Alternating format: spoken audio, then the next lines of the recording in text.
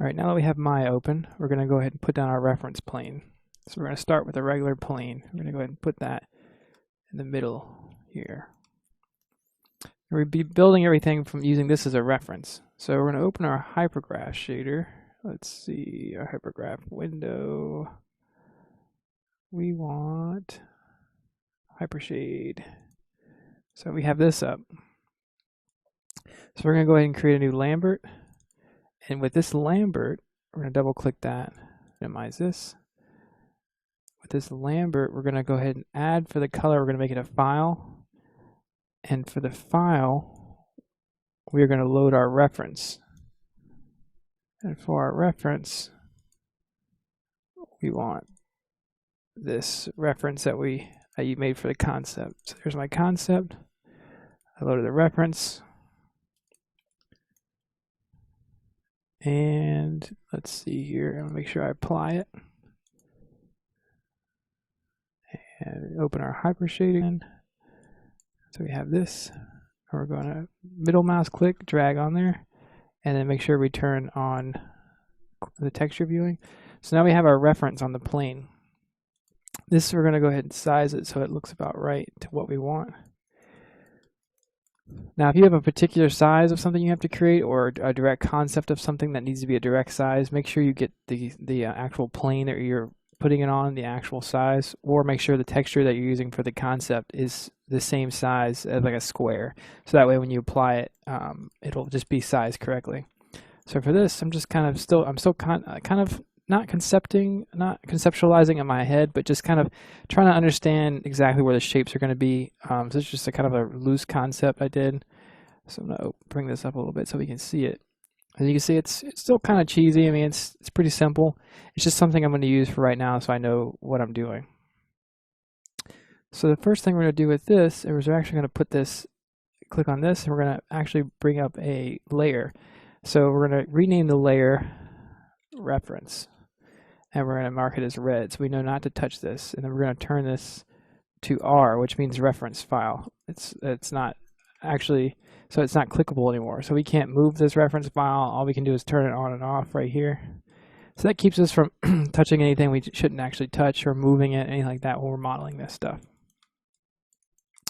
So the first thing we'll do is we'll worry about this curve. That's the overall arching shape that we have back here, and that's the biggest ones. It's going to be difficult to model. So how we're going to do that is we're actually going to go ahead and lay down a plane and bring this up some. And we're going to model to this shape first on a plane. So I'm going to go ahead and drag this down here. And I'm going to try to conform to this shape as much as possible. And so to keep you from being bored, I'm going to go along about doing this relatively quickly, just so you can see the general idea of how I'm going about making these shapes. But also, I'm going to kind of go along this pretty fast and a little haphazardly. So I keep extruding down, and I'm moving these shapes to make sure they fit. And I can insert edge loops here and then bring this up so it fits that. And you just want to be kind of mindful of the poly count. Poly counts have gotten pretty good depending on what you're doing this for. If you're doing this for something a lot low poly, like a mobile game, it's a little bit more difficult to say, for instance, not worry about the poly count. But for something like this right now, I'm not going to be too crazy about the poly count, as I just want it to have a good overall shape, and I don't want any nickeling. And nickeling is where you see like the really faceted edges, like you see stuff like this. So you want to try to avoid that as much as possible. And like things like this, you want to have a good clean edge.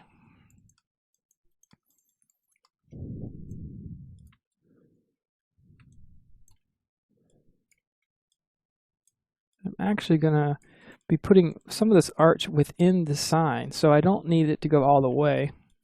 But for now, I can continue it just on the basis of just making it easier for me to model this out right now. Sometimes I go ahead and do top view, and that'll help you see what you're doing. So keep moving this along here. Extrude this. And I'm continuing selecting verts and kind of making sure they're in the right place, just because I want, that's going to be really important, the overall flow of the curve. So I want it to flow well. You can always turn it and twist the edges and things like that. Like I said, don't be afraid if you need those edges to come back here and add some edges, because it's going to be really important that something this large and this large of scale, especially like say for instance this might be in a first-person shooter game or something, a first-person view, that you kind of would need to see up pretty close, or if you were to look up at it and you see it and it was like kind of low quality, you'd be able to tell really quickly. So you kind of want to judge how important the actual asset is. Now if the asset's not that important, then you can make it a little bit lower sometimes. It just depends on how much the player is going to see it. It just depends on the kind of like the size that it needs to be within scale to everything else. So just keep that in mind when you're modeling this as well. And I'm going to keep moving these verts and continue on this curve here. And when I get to here, I'm going to go ahead and just kind of, it's going to be tucked into the side of the spaceship here, so I just need to make sure that it fits, but it still contains that curve. All right, so here we have some areas that are kind of poking out, so I'm actually going to add some things like this, so that way I can really get that edge going. Because this edge is kind of well defined, but this one is still a little tricky, so I'm going to do that again over here.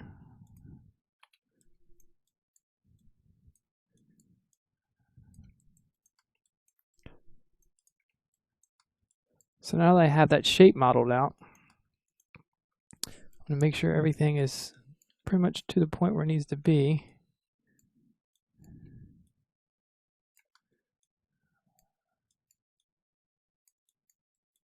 Let's see here, make sure that's there.